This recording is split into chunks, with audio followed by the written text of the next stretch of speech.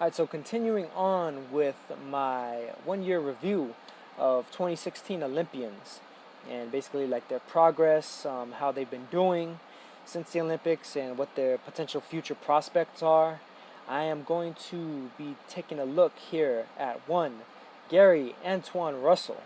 And if that name sounds kind of familiar, that is because he is the youngest brother, as a matter of fact, of Gary Russell Jr., the WBC Featherweight champion. Um, Interestingly enough, there's four of them. There's four brothers. They're all named Gary. Their father is named Gary Allen Russell. The Gary Russell Jr. that everybody knows is named Gary Allen Russell Jr. That was his birth name. His younger brother, the second born brother, is Gary Allen Russell III. So it's not Gary Russell Jr.'s son. That's Gary Russell Sr.'s second son. And then there's Gary Antonio Russell, who is the next brother. He's 24, just like Gary Russell III. Gary Russell Jr. is 29. And then finally, Gary Antuanne Russell, the man who I'll be talking about for this video, recently just turned 21. 21 years old.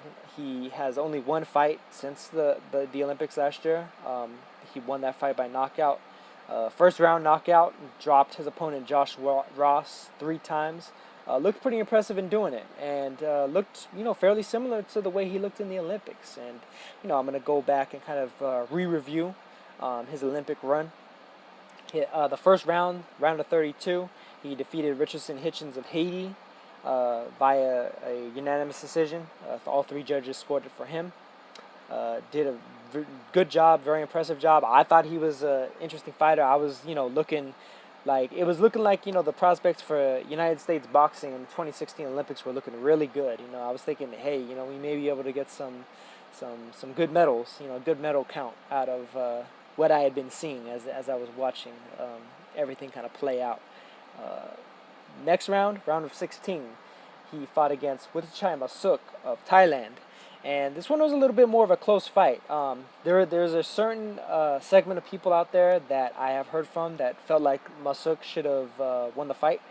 Incidentally, 2 judges scored it for Gary Antuanne Russell. The 3rd judge scored it for Masuk. It was a good fight. It was very much like a toe-to-toe type of fight. Whereas in the first round, Russell was able to just kind of out-hustle, out-punch, out-fight Hitchens. Masuk was able to kind of pretty much stand in there toe-to-toe with Russell. And even though Russell was pushing him back, Masuk, almost like typically of a lot of fighters from Thailand, he was kind of standing his ground and, throwing right back in kind. Very, very tough breed of a fighter that comes out of Thailand. I mean, a lot of the dudes in Thailand, they know how to do Muay Thai before, like just as they're learning how to walk. It's like a second nature type of deal. Just because culturally, the way that people like raise their kids over there and such. But Russell did manage to get 2 of the judges on his side. 3rd judge scored it from Masuk, and Russell went on to the next round, which was the quarterfinals. And had Russell won this round against Fazlidin Gaidnazarov of Uzbekistan, he would have instantly qualified for a medal. At the very least, he would have gotten a bronze, regardless of what may have happened in the semifinals. But unfortunately for Russell, 2 judges scored it against him in favor of Gaidnazarov, and 1 judge did score it for Russell. And this was another close fight. This was a fight that I feel like definitely could have gone either way. It was very similar to the Masuk fight. Gaidnazarov was actually a bit of a better mover than Masuk, and so he gave Russell some different angles. But Russell was able to cut the distance fairly well, doing not unlike, his older brother, the champion Gary Russell Jr., and being able to, throw a lot of punches and land quite a few of them as well against Gaidnazarov. And this was a really close fight between these 2. I don't remember off the top of my head exactly who I personally had winning, but I did feel like all 3 rounds were kind of swing. You could have really given the fight to either guy and not really gotten much of an argument out of me. And then Gaidnazarov basically turned out to be the winner. And funny enough, Gaidnazarov would eventually go on to become the gold medal winner of the light welterweight division in the 2016 Olympics. Light welterweight being 64 kilograms or about 142-ish pounds, when it's converted over to pounds. But, they go off of kilograms in Olympic boxing and the International Boxing Association. AIBA, Amateur International Boxing Association, even though some of them, aren't necessarily entirely amateurs. They get state funding and stuff like that. Things paid for them. But, Gab Nazarov included. But Gab Nazarov, interestingly enough, he wound up signing a pro deal, and he's done fairly well as a pro. I'll talk about him more in a separate video, focusing on him. But getting back to Russell, Russell did a very solid job. He only lost to the guy that would eventually go on to be the gold medal winner. Gab Nazarov won his next two fights, at least the next fight, fairly handily.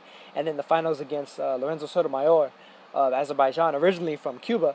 Gab Nazarov really showed out. He really did a fantastic job in that fight.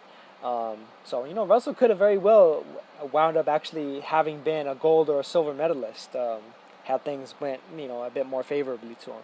And, in his pro debut, he definitely showed that he still has a lot of that hunger, maybe a little bit of that rage from missing out on winning the medal.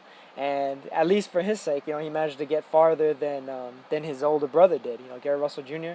never actually even competed in the Olympics. He qualified for them. He was supposed to be fighting, if I remember correctly, in the 119-pound division, back when it was still a division. That was the old bantamweight division before they moved bantamweight up to 123. And Gary Russell Jr. basically wasn't able to make weight anymore. He fainted on the scales, or actually leading up to the weigh-in. I don't think he even made the weigh-in. He fainted, collapsed, dehydrated and stuff. They took him to the hospital, and of course they gave him IV fluids and stuff. And once they did that, he wasn't gonna make it weight anymore. He was overweight. He was just too big for it. And you could even see evidence of that. As a pro, he's fighting at featherweight. He's fighting at 126 as opposed to like 118 or 122. And even then, he's still rehydrating well into the 130s. So you could tell that, at least for his sake, he'd made the right decision as a pro. But getting back to Gary Antuanne Russell, he's done a solid job so far. He was fighting at about 141, 142 pounds in the amateurs. And as a pro, he made his pro debut. It was basically like a below the weight, light welterweight fight, 140 pounds. He weighed in officially at 137.5. I'd be willing to bet that that's probably where he'll try to stick around at. Who knows? Maybe if he gets some sort of a title opportunity at some point in the future, maybe he'll drop down to 135. I'd imagine there's a possibility that he could, maybe make that weight. But as it stands, he's a young guy, 21. He could very well kind of grow into 140 pounds. I wouldn't say he necessarily looks small for the division. He is maybe a little bit on the shorter side. He's 5'8", but outside of like guys right now like Terrence Crawford and Julius Anangu, who themselves, especially Crawford, will probably be moving up to welterweight fairly soon. 5'8" isn't a terrible weight. It's not necessarily tall, but not exactly short either. If you look at somebody like Mikey Garcia, for instance, Garcia is, I believe, like 5'6.5" or so. And he just fought and defeated Adrian Broner at 140 pounds. So pretty impressive stuff, generally speaking. But Russell could very well be able to hold his own at the very least. And if not, hey, at 135, he'd definitely be pretty well statured for that weight class. But generally speaking, with Russell, I'd imagine any kind of like top level like contender title opportunity will probably be the way that it is for a lot of Olympians, a lot of amateurs. Generally, it'll be pretty much by the next cycle where they'll potentially get their title shot. So really, if anything, I'm projecting seeing him in the realm of title opportunities somewhere around 2020. Like when the next Olympics is coming around and people are pretty much looking, the scouts for all the different big promoters and stuff are looking for the next crop of amateur fighters to turn pro and potentially become like tomorrow and the next days and the next weeks and the next years and then the next decade stars. So Gary Russell's been looking good. Gary Antuanne Russell, I should say the whole name.